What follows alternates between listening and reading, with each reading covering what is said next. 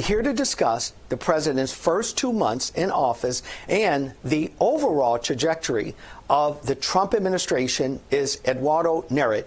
He's a political commentator. By the way, you want to follow this guy. His interviews are fantastic. He seems to have his finger on the pulse. Eduardo, I want to just dive right in here. The immigration issues seem to have been, in my opinion, one of the largest needles in this country that moved not just, by the way, conservatives, but also Democrats to say, hey, wait a minute, there's something wrong when we're being infiltrated with millions and millions of guys and girls that are coming to the nation that we didn't invite in. We want them here. We want them to do this legally. Trump, his administration, seems to be on top of it. I've noticed something. The mainstream media, they're not really dealing with this topic. I guess it really did take a president to do this and not a bunch of laws that already existed. Your vantage view, how do you see this shaping out as it relates to Trump's promise and now his fulfillment? Eduardo. Well, you're exactly right. He's done a terrific job so far. It all started, actually, if you go back to his first presidential run. Started running in 2015, obviously, to take the White House, have the election in 2016, and then take the White House in 2017. And the key theme of that campaign was immigration. At every rally, people were chanting to build the wall. Of course, there were a lot of other issues and victories in his first term, like tax cuts, but the central issue of his first term was immigration. And I have to say, even as a diehard Trump supporter myself, back then, I came away a little disappointed after the first term. I'm not ashamed to admit that. I've said it before publicly, and so I think it's only fair that I say where I was when he first left office the last time and share with you that today I was totally wrong. I was totally wrong about what he'd be able to do in his second term. I kind of had my doubts. I felt like, the border wasn't really secure by the time he left his office the first term. We didn't get mass deportations as promised. And there are a lot of reasons for that, by the way. The Congress tried to obstruct him at every turn. He didn't have the right people at these agencies to help him fulfill his campaign promises. But boy,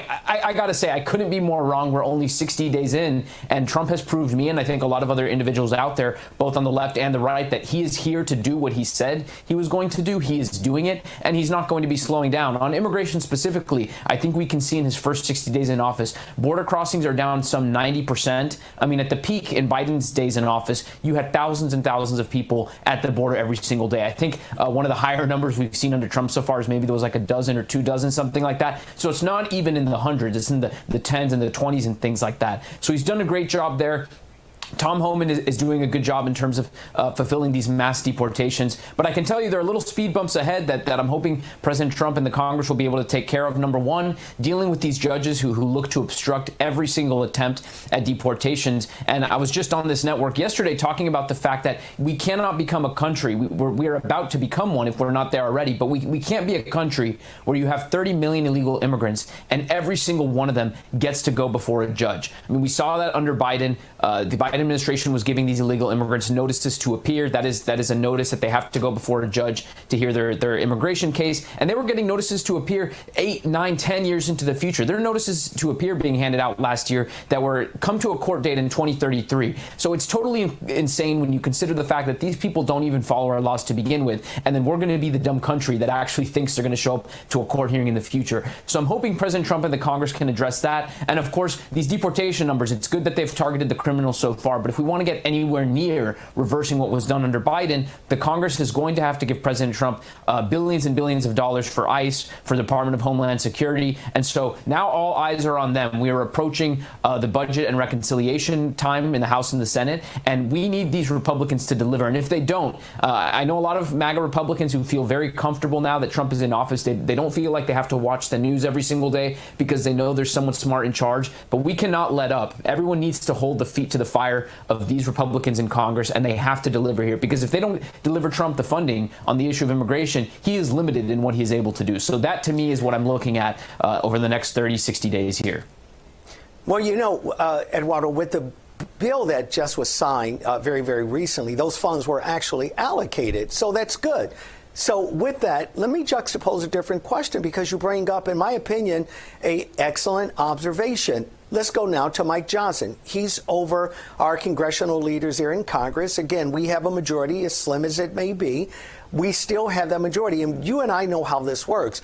Those committees have the power to just kind of go in and say, own the purse string and say, you know what, whether it's with the judges or whomever else, we're going to shut everything down. If we can't get our laws passed, what we do, we have the power of the purse, we're going to shut everything down. Let's take a step back. In your opinion, how is Mike Johnson doing as the leader of the majority of the party, Eduardo? He's doing okay, and I know that's not really an answer, but he's hanging on by a thread. Right before Trump took office, I did an interview with my former boss, Tucker Carlson, and this was days after Mike Johnson had really handed the Democrats somewhat of a victory, or he at least attempted to, by pushing this huge continuing resolution bill that would have given the Democrats the leverage in the debt ceiling fight and in the budget fight. So there was an uproar in MAGA. This was right before Christmas, and rightfully so, and they were able to turn around only because of the outrage, really. I mean, if Mike Johnson would have had his way, he would have given a deal to Hakeem Jeffries and Chuck Schumer that would have continued Biden-era spending and debt limit that had been requested under Joe Biden. So they were basically going to hand Trump, the first day he took office, Joe Biden's spending levels and debt clock and things like that. And so there was rightful outrage over that. I think a lot of people in MAGA were upset about that. I talked about that in my interview with Tucker, because what you had here is, despite after a tremendous electoral victory in November, you have the leader of the Republicans in the House immediately, before Trump even took office, trying to obstruct his agenda. Now, do I think Mike Johnson's doing that on purpose? I don't. I just think Mike Johnson's got a really slim majority. He's a little bit in over his head at times, and I think that's part of why we are now seeing Elise Stefanik go back to the House, and why her UN nomination was pulled. Obviously, there's a razor-thin majority, but Trump needs someone he can trust in House leadership, someone he knows he can get it done. And again, it's not necessarily that he can't trust Mike Johnson. It's there are questions if Mike Johnson has the strength to pull what he has done. I think in those first few days, like we've seen, the continuing resolution that was recently passed, he was able to pull through. But there's a lot of fights up ahead. There's the reconciliation battle, the battle of tax cuts. Again, like I said before, if they're able to even provide additional funding beyond what the continuing resolution provided for border. And so he's hanging on there. There are doubts. Those doubts preceded the election. He hasn't really helped himself before Trump took office. So I know that's sort of a non-answer, but everything is we'll see with Mike Johnson. I mean, can he deliver? And I think the second he isn't able to deliver is when you'll see the president lose faith in him, and of course the MAGA base as well. And then at that point in time, we'll have to see, does he even survive as speaker? So I think it's on an as we see basis. You know, I'm a 15-second answer from you, and then we'll go into our next break. I interviewed with Charlie Kirk on this particular topic in regard to Mike Johnson, and here was my position. I'm sure he's a nice guy. Have no doubt he's probably a Christian guy. But I think he lacks courage, fortitude, tenacity. Would you agree with that assessment? Take 10 seconds, Eduardo. Totally, and I think the area we can most see that is his view on national security in Ukraine. The second he became speaker, he flipped on those views, and I think that's the sign that he lacks the strength in some of these areas. Hey, we're coming right back with our guests here. I think everyone should really pay attention. I love bringing in individuals. They have their finger on the pulse, and they really get it because they're there. They're in the trenches. A lot of questions that you, my audience, you're always asking me to ask. When we come back, we'll continue to do so. That I love political commentators that really do have a broad perspective. What I really like, and I really mean this, it's not flattery regarding Eduardo here, is that he can look at his own positions that he had and said, you know what, I've had to adjust. I think that's a sign for all of us. We should always evaluate where we are. How do we make some changes to become a better individual? Eduardo, I want to jump back into this because what Trump has been doing, in my opinion, he's having a tremendous impact. And even though I'm going to be addressing this with another guest here in just another few more moments here, I'm looking at the impact that Trump is having with some of the largest leaders across the globe. We've not seen this except for in his first administration. I had the honor, Eduardo, to travel with then candidate Trump, several states, speaking in the various auditoriums prior to him getting up. And I looked at the impact, the magnanimity of this man was so powerful that I thought, wow, he's really going to be impactful as it relates to a lot of our foreign leaders. If you had to grade Trump, and you've always been a very fair commentator, grade Trump's where he is right now how he's handling the global leaders in this globe, and could he do better? Let's go to it. I don't think he could be doing better. This is an A+, and that's not me fanboying over Trump or being hyperbolic and just trying to sing his praises. That's fair and that's accurate, and let me tell you why. I haven't seen another president in my lifetime, and even in my studies of American history since, let's say, the end of the Second World War, I haven't seen another president who has most understood America's power, America's role in the world, and knowing the difference between, okay, we need to exert our strength here, maybe we need to be a little tough here, we need to carry the big stick here, and in other areas, maybe not. And so he's been roundly criticized, I think, for some of his foreign policy positions, and when you look at those criticisms, let me give you an example. I know some people in Washington, D.C. who have worked in this space. When you think of the State Department, when you think of foreign policy, they have worked their entire careers for decades. And their reaction to some of what Trump's doing, whether it's trying to end the war in Israel and Gaza, trying to end the war in Ukraine, they're aghast. You can't do things this way. This is not how you do foreign policy. And my response to all these people, we're seeing them in the media, we're seeing them in the Democratic parties, is really? I mean, the way you all have done things for the past 30, 40 years, that hasn't worked. So they're so opposed to a method and to the way Trump operates, not because it works or because they think it doesn't work. It's because it runs counter to everything they have built their careers on in the last 30, 40 years. And when you look at it, when you look at the national security and foreign policy establishment in the United States, it's been complete failures. And so I think we exited the Second World War with this nice kumbaya idea that we're going to be a community of nations, we're all going to get along. But the mistake in doing that was that it put the United States on a level playing field with countries who do not deserve to be treated or respected at our level. And what do I mean by that? We have a lot of neighbors around the world, good countries, maybe countries we don't really get along with. But sometimes both our friends and enemies alike need to be reminded who's in charge. They need to be reminded that the United States has the strength, has the power, we have the economic power, and that really when we carry this weight, when we pay, for example, for NATO's security, when we fund the United Nations, the World Health Organization, all these other institutions at a greater rate than other countries do, we absolutely have a say in the direction these organizations go. We absolutely have a say in what the policy is. If other countries want to put up their money and want to have a bigger seat at the table, they're more than welcome to do so, but they haven't for the last few decades, and that's what President Trump has come in to say. He said, we are running the show here. We have been running the show for decades, and we're going to start acting like it now. We are not going to be like the previous administration, like Joe Biden, who allowed other countries to disrespect the United States, to take a lean forward. And just one more thing really quickly, I think what President Trump is trying to do in achieving peace, again, so roundly criticized, so disgusting. I mean, we have leaders in this country who are self-proclaimed Christians,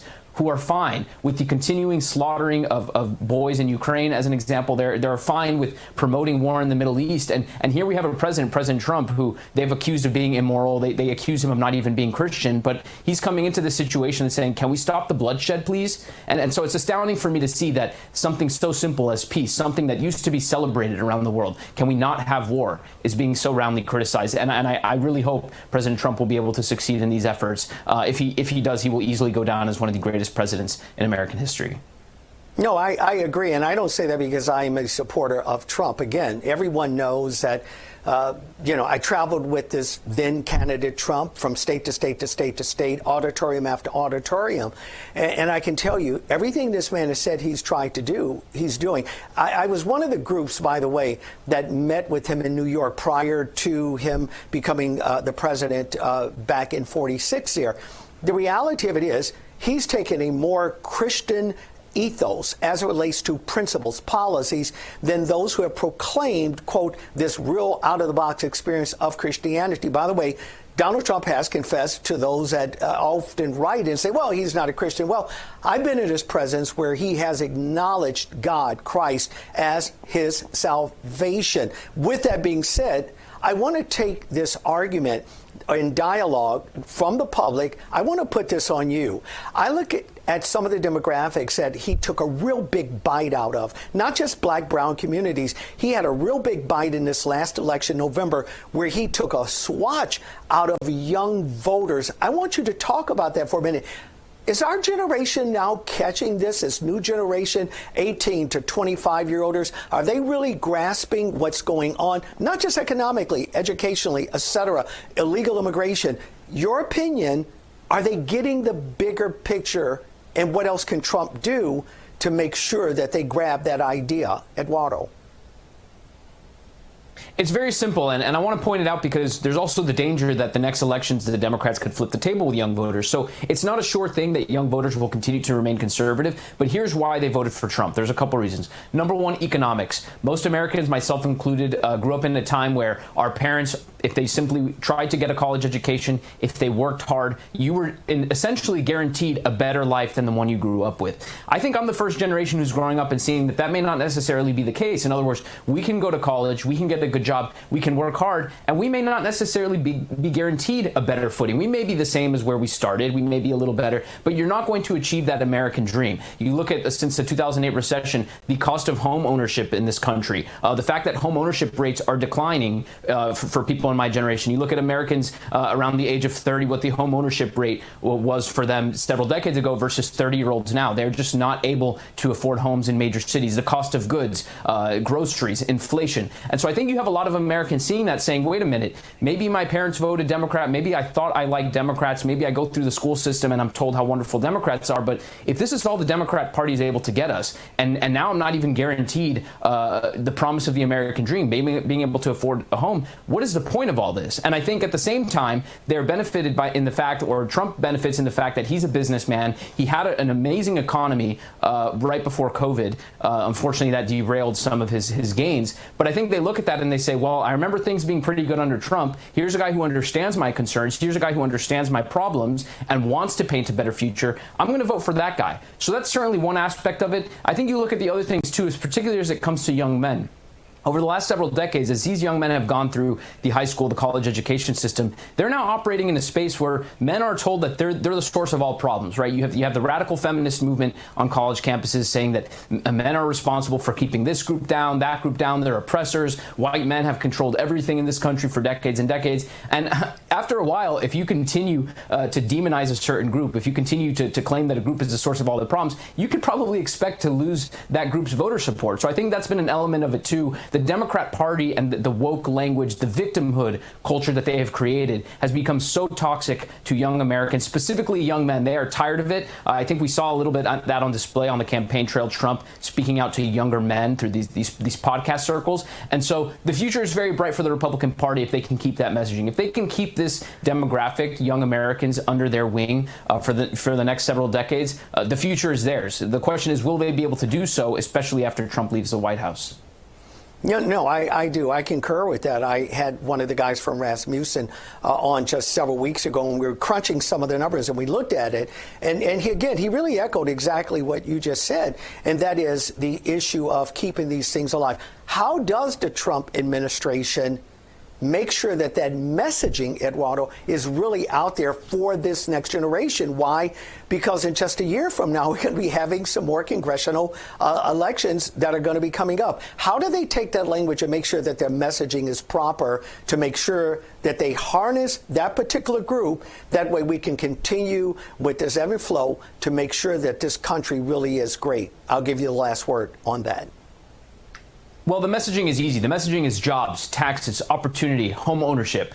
So the messaging is easy, but what's not so easy is achieving those policies, especially, as you say, ahead of the midterm. So I think Trump is trying to do that with the tariffs. I think we need a little bit more time on the tariffs. I think the way that Wall Street is overreacting to things when we haven't even seen the price increases yet is of course absurd. And so I think what the tariffs are trying to do is trying to bring jobs back to this country. It's trying to increase wages in this country. I think you look at some of the other things he's doing too by trying to encourage building homes on federal land. That's a promising start to bring down the cost of home buying, depending on where they do it, right? I mean, we don't want them building homes in national parks or anything like that. And then even the immigration aspect, too. I mean, part of the reason that nobody ever wants to talk about why housing is so expensive is you've had millions and millions of immigrants come to this country in a 4-year span. We haven't built new homes for them. So I think when you address that issue, too, and if we get those policies by the midterms, the American people will see that, they will feel that, and it'll be a lot easier for the message to get across. EduNeret, everyone. He's a great political commentator. We'll make sure that we post all of his info out there. You really want to check out. This guy is really brilliant. He really does have his finger on the pulse.